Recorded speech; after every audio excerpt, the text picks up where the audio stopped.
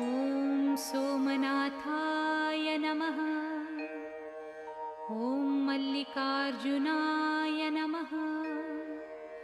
ॐ महाकालेश्वराय नमः। ॐ ओंकारेश्वराय नमः। ॐ वैद्यनाथाय नमः। ॐ भीमशङ्कराय नमः। ॐ रामेश्वराय नमः। ॐ नागेश्वराय नमः।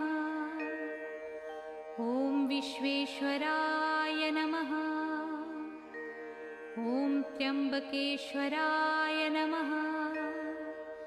ॐ केदारेश्वराय नमः। ॐ भुस्मेश्वराय